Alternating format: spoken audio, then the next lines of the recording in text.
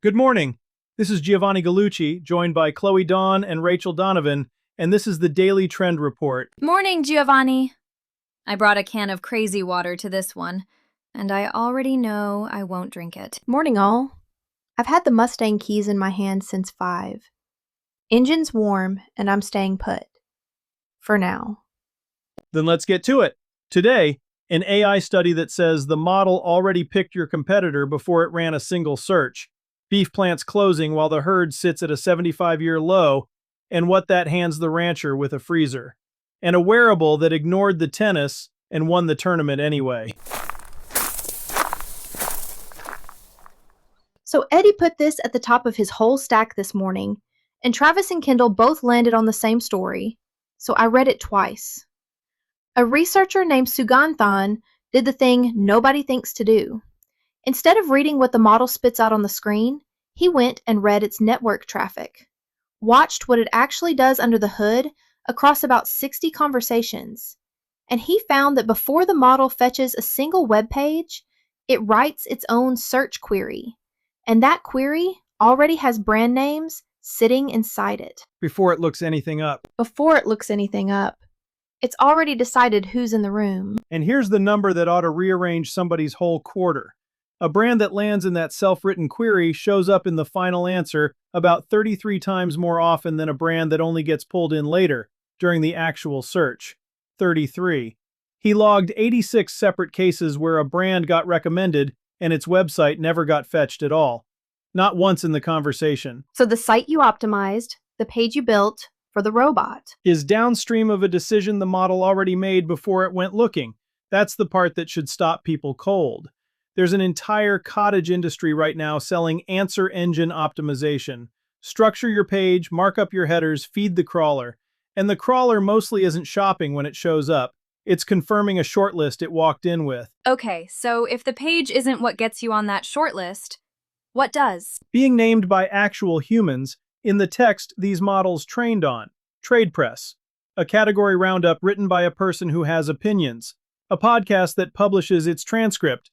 The Reddit thread where somebody asked which one is actually any good, and 11 people showed up to answer. That's what corpus presence means. It's the sum of every place your name shows up in human writing, and it's exactly the 2 line items everybody defunded the second the money moved to paid social. Earned media and community. Give me the version a brand can actually act on, though. Because earned media sounds like a line item most of them already gave up on. Then quit calling it that. Call it getting quoted. You want to be the source somebody reaches for when they sit down to write the roundup. And the way you get there is you say one useful, specific thing out loud, over and over, until you're the obvious name to cite. It compounds slow, and then all at once. That's the work. Which, for once, breaks the small operator's way. It genuinely does. And that's rare enough that I don't want to oversell it. A national brand buys its way into the model's memory by being everywhere for 30 years. You aren't going to outspend that, nobody is. But you can outspecific it. The model carries in the names it has seen described clearly and often. The brand nobody can explain in one sentence never lands in anybody's roundup, so it never enters the training text, so the model never learned it exists. The brand with one sharp, repeatable point of view gets quoted, and the quote is the thing that rides into the model's memory. So vague is the actual problem here. Vague loses. Forgettable loses. Small can win all day. I do want to push on the study for a second. Because it's one researcher, 1 week in July, 1 account, 60 conversations. That's a napkin, not a census. Completely fair. And I'd tell anybody to treat 33x as a direction, not a decimal you drop in a board deck. But the mechanism isn't exotic. It matches how these systems are built, and it matches what every small brand has already felt in its gut. The model knows the big names cold, and cheerfully makes up the rest. So the assignment doesn't really change. Go get named by people, in writing, on purpose. 3 things you can actually do today. 1. Pick the one opinion in your category you're willing to repeat every single week, and make it sharp enough that a person quoting it has to use your name to say it.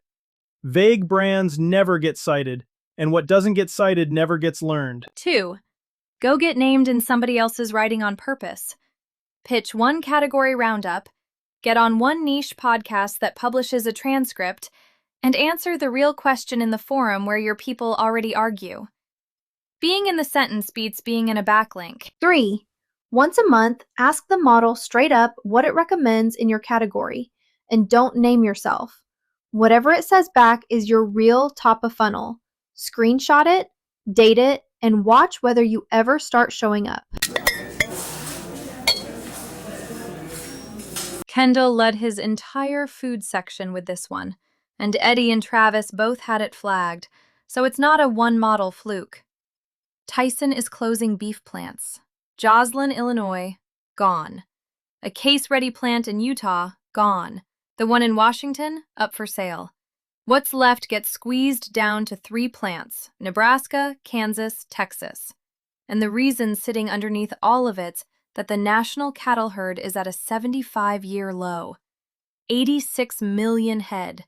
Lowest since the Truman administration. And retail beef's already at a record, $8.90 a pound in July, and the USDA thinks it climbs another 10% before the year is out. So make the case for why this belongs on a clean label show and not just a commodities wire. Because of who it helps and who it hurts, and the reports mostly tell it backwards.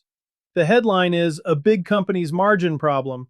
The real story is that when a giant walks away from a third of its own beef capacity, there are fewer buyers left bidding on the rancher's animal. Fewer plants means less competition for every calf. The cattleman with 100 head is the one who feels it first, and he's also the one this hands an opening to. How's fewer buyers an opening for him? Because the shopper is already doing the math. Somebody staring at $9 retail beef will happily buy a quarter animal from a rancher 2 counties over, especially when the alternative came out of one of 3 plants 1,000 miles away. Fewer plants, buy closer. That's not a hard sell in 2026. People have understood it since the shortages back in 2020. The demand is already sitting there. What most ranchers don't have is the content that closes it. That's the gap I see too. The story's right there, and nobody's filming it. Right, and nothing about this costs money. What it costs is nerve. The rancher figures nobody wants to watch a cattle drive or a cut sheet, and he's dead wrong. That footage is the most honest thing in the whole category, and honesty is the one thing the shelf can't fake and the packer can't scale. And I know you've got a line on how not to do this. I do. Don't build a single post on the layoff. 2,500 people are losing jobs in Joslyn, and that isn't a marketing beat. A brand that turns somebody's worst week into a content hook is going to get read exactly right, and it should. Talk about your own supply chain. Leave theirs alone. So where does the content actually live? In the part of the chain nobody with 3 plants can show you. Film the animal in the field. Film the drive to the processor in the next town. Film the cut sheet, the wrapping, the handoff at the tailgate. A packer running Nebraska, Kansas, and Texas physically can't put a face and a county on the thing. A rancher can do it with a phone he already owns. That's the whole edge, and the giant handed it to him by consolidating. The work is the content, and the work is the exact thing the big operation had to squeeze out of the frame. My crazy water's still full, for the record. It's always full, Chloe, that's the bit. 3 moves before we roll on. 1. Film the trip, not the trophy. 1 phone, field to processor to counter, and let the distance the meat didn't travel be the whole point of the video. 2. Put a first name and a county on every post. The rancher, the town, the processor by name. Specific and local beats a certification seal, and it costs you nothing but the caption. 3. Pull the rancher and the processor into the post itself and let them reshare it to their own followings. 2 small audiences stitched together travel further than either one goes alone. Last stretch, and this one's straight off what brands actually shipped this week. Eddie flagged it in the tactics desk. Aura, the smart ring company, rolled out a campaign ahead of the US Open with 2 of the biggest names in tennis, Coco Gauff and Taylor Fritz. And there isn't a single tennis swing anywhere in it. Not one? Not one. Fritz opens a briefcase in an office and it's packed with tennis balls. Gauff opens a locker and they come pouring out. It's the off-court life, the visual gag, the ordinary stuff around the edges of being an athlete. Ran on YouTube and Instagram, plus kiosks up in New York and a takeover in The Athletic. And meanwhile, every other sponsor at that tournament is about to post the same match footage. Every single one of them. And that's the entire lesson, so I want to sit on it. During a major, On-court content is a commodity. Everybody's got the same 15 seconds of a forehand and a fist pump. It's interchangeable. The one lane nobody is fighting for is the off-court story, the human around the athlete. So Aura walked over and planted a flag in the empty lane 2 weeks before the tournament even starts. And I'll tell you what I like about it. It works on mute. A briefcase full of tennis balls reads with the sound all the way off, which is how most of the feed actually watches. It has to work on mute. That's the craft hiding under the joke. But here's where I'd push back on anybody trying to copy it. Counter-programming only works if you commit before the moment, not during it. If Aura drops this the morning the Open starts, it drowns in the exact wave it was trying to dodge. 2 weeks early, it owns the runway into the moment instead of fighting the crowd inside it. So translate it for a food brand that doesn't have tennis stars on retainer. Same move, a lot smaller, and honestly easier. Everybody in your category is going to post the identical thing on the identical day. The pumpkin drop the last week of August, the dip recipe on Super Bowl Sunday, the groaning holiday table in November. That predictable pileup is your opening. Go sideways. Post the thing nobody else in your aisle is posting that week, and ship it early enough that you're not the 9th near-identical version scrolling past at noon. The empty lane instead of the pileup. The pileup is where reach goes to die. 9 brands, 1 idea, 1 afternoon, all splitting the same slice of attention. Go find the day nobody circled on the calendar and own it by yourself. And it doesn't have to be clever.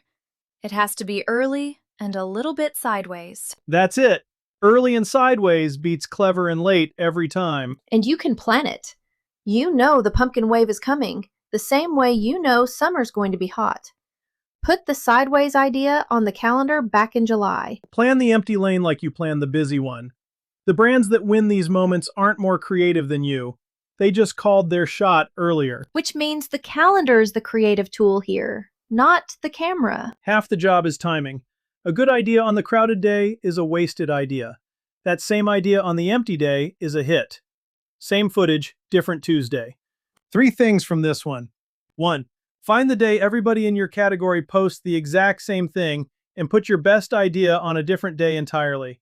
The quiet week outperforms the crowded afternoon. 2. Build the shot to land on mute. If the idea doesn't read with the sound off, it isn't finished yet, so keep working it. 3. Shoot the off-duty version of your brand. The ordinary moment sitting next to the product is the lane nobody else in your category is bothering to film. One more thing before we go.